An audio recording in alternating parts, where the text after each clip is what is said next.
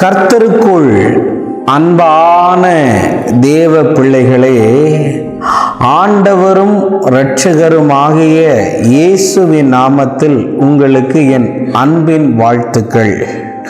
இந்த காலை நேரத்திலையும் நீதிமொழிகள் 14வது அதிகாரம் அதனுடைய 1வது வசனத்தை வாசிக்கிறேன். புத்தியுள்ள ஸ்ரீ தன் வீட்டை கட்டுகிறாள், புத்தி இல்லாத ஸ்ரீயோ தன் கைகளினாலே அதை இடித்து போடுகிறாள் என்று எழுதியிருக்கிறத பார்க்க முடியும். இன்னைக்கு மெசேஜோடைய தலைப்பு என்ன தெரியுமாங்க? புத்தி உள்ள ஸ்ரீ என்று நான் சொல்ல விரும்புகிறேன். உங்க வீட்டில் இருக்கிற உங்க அம்மா புத்திசாலியா அப்படின்னா உங்க வீடு கட்டப்பட்டிருக்கும். உங்க வீட்டில் உங்களுக்கு வந்த மனைவி புத்திசாலியா, நிச்சயமா உங்க வீடு கட்டப்பட்டிருக்கும். உங்க வீட்டுக்கு வந்த உங்க மருமகா புத்திசாலியா, உங்க வீடு கட்டப்பட்டிருக்கும் என்று வேதம் சொல்லி இருக்கிறது. ஆனால் உங்க வீட்டுக்கு வந்த மனைவி புத்திசாலி இல்லைன்னா தன்னுடைய குடும்பத்தை தானே தன்னுடைய கையால உடைக்கிறான்னு அர்த்தம்.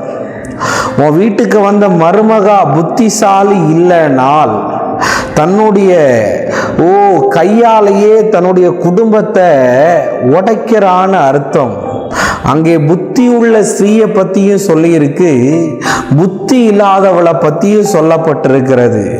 நிறைய குடும்பம் இன்னைக்கு உடைஞ்சு போகிறதுக்கு காரணம் என்ன தெரியுமா? அந்த புத்தி இல்லாத சில ஸ்திரீகளால தான். அப்போ ஆண்கள் எல்லாம் ஒழுங்கா இருக்காங்களான்னு கேட்குறீங்களா? ஆண்கள் ஒழுங்கா இல்லாததுனால தான் உங்களை புத்தி உள்ளவர்களாய் கர்த்தர் அவங்களுக்கு கொடுத்திருக்கிறார். ஆமைன்னு சொல்லுங்களேன். நிறைய நேரத்தில் ஒரு வீட்டை கட்டுகிறது பெண் தாங்க.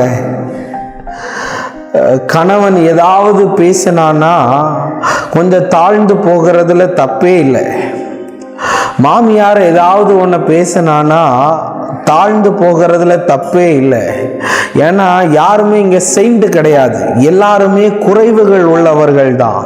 நீ வளர்ந்த சூழ்நிலை வேற மாதிரி இருக்கும், அந்த வீட்டோடைய சூழ்நிலை வேற மாதிரி இருக்கும். நான் என் அப்பா வீட்டில் ராஜ சோறு சாப்பிட்டேன், இங்கே வந்து ஒரு சோறு போட்டு தரக்கூட எனக்கு யாரும் இல்லைன்னு சொல்கிறேன்ல. உனக்கு கை இருக்கு, அங்கே சாப்பாடு இருக்கு, எடுத்து போட்டு சாப்பிட வேண்டியதானே. நான் ஒன்று சும்மா கட்டிட்டு வரல. இது மாட்டையா பேரம் பேசுறாங்க, இதுக்கு இவ்வளோ அதுக்கு ஒன்று. இன்னைக்கு நான் உங்ககிட்ட சொல்ல வரேன், உன் கையாலேயே உன் வாழ்க்கையை நீ கெடுத்துக்காத சகோதரியே சகோதரனே. கொஞ்சம் அட்ஜஸ்ட் பண்ணு. நிறைய நேரத்தில் புரிந்து கொண்டு சேர்ந்து போவதை விட தப்பா புரிஞ்சுக்கிட்டு சேராமல் இருக்கிறது அதிகம். அம்மாக்களை பார்த்து சொல்கிறேன், தயவு செஞ்சு உங்கள் மருமகனையும் உங்கள் மகளுக்கும் நல்ல முறையில் கல்யாணம் பண்ணி வச்சுங்க. கரெக்டு. அவங்கள வாழ விடுறீங்களா நீங்கள்? கல்யாணத்துக்கு அப்புறம் அவன் பேச்சை தான் கேட்குறான், இவ பேச்சு தான். இந்த கொத்து சாவிக்காக தானே இந்த சண்டை.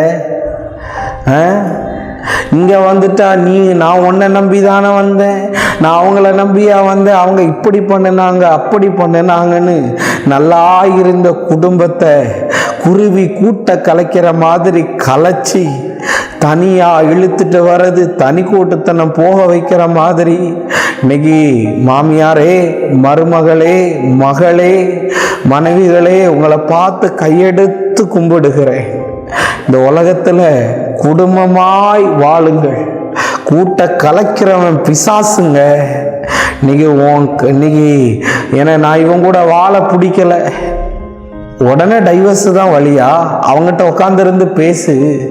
4 பேர் இவன் யார் சொன்னாலும் திருந்த மாட்டேன்னு சொன்னா, கர்த்தர் சொன்னா அவன் திருந்த மாட்டானா? கண்டிப்பா திருந்துவான். அதனால குடும்பத்தை கற்ற பெண்களா மாறுங்க. தயவு செஞ்சு சொல்றேன். கணவன் லேட்டா வந்தா அன்பா கேளுங்க, ஏன் லேட்டா வந்தேன்னு. நீ ஏன் இவ்வளோ லேட்டு, ஏன் இவ்வளோ நேரம் உன் ஃபோனு வெயிட்டிங்கில் போகுது? இங்கே பாருங்க, அப்படி ஒரு ஆள் நமக்கு கிடைக்கிறது தவங்க. நீ சாப்பிட்டியான்னு கேட்குறாங்கல்ல, ஏன் லேட் ஆகுதுன்னு கேட்குறாங்கல்ல, நம்மளையெல்லாம் யாராவது தேடுவாங்களா? அதை அந்த கோணத்தில் எடுத்துக்கணும். நீ சந்தேகப்படுற, 16 ஃபோன் அடிக்கிற, புத்தியோட கூட நடந்து கொள்ளுங்க. தயவு செஞ்சு எல்லாரும் வேலை முடிச்சுட்டு, எல்லாரும் ஸ்கூல் முடிச்சுட்டு, காலேஜ் முடிச்சுட்டு போகிற இடம் வீடு. அந்த வீடுக்கு நிறைய பேர் போகாம தான் பப்புக்கு போயிட்டு, இல்லாட்டி ஒயின் ஷாப்புக்கு போயிட்டு, இல்லாட்டி தேவையில்லாத இடத்துக்கெல்லாம் போயிட்டு இருக்கிறான். அவன் வீடு சமாதானமாக இருந்துச்சுன்னா அங்கே அவங்க தங்குவாங்கங்க, அவங்க வாழுவாங்க. இன்னைக்கு நான் உங்கள்கிட்ட சொல்ல வரேன், ஒவ்வொரு முறையும் ஏதாவது ஒரு சந்தர்ப்பத்தில் என்னுடைய அப்பாவையும் அம்மாவையும் நான் நினைத்து போகிறது உண்டு. ஊழியத்து நிமித்தம் நான் சென்னையில் இருக்கேன், அவங்க எல்லாம் ஊரில் இருக்காங்க. நான் அவங்க எல்லாம் ஒன்று கூடுனா எனக்கு அவ்வளோ சந்தோஷமாக இருக்கும். அதனால் தயவு செஞ்சு சொல்கிறேன், கலைக்காத, ட்விஸ்ட் பண்ணி விடாத, குழப்பி விடாத, ஒன்றா வாழப்பாரு. கர்த்தர் பெரிய காரியத்தை செய்வார். நம்ம ஜெபம் பண்ணலாம். அன்பான ஆண்டவரே, இந்த நேரத்துக்காக நன்றி. ஆண்டவரே, நீங்கள் எங்கள் கூட பேசின நல்ல வார்த்தைகளுக்காய் நன்றி சொல்லுகிறேன். அந்த புத்தி உள்ளவர்களாய் இந்த பிள்ளைகள் மாறுவார்களாக. குடும்பத்தை நடத்தக்கூடிய ஞானம் செயல்படட்டும். இயேசுவின் நாமத்தில் வேண்டுகிறேன் நல்ல பிதாவே. ஆமேன், ஆமேன். God bless you. கர்த்தர் உங்களை ஆசீர்வதிப்பார்.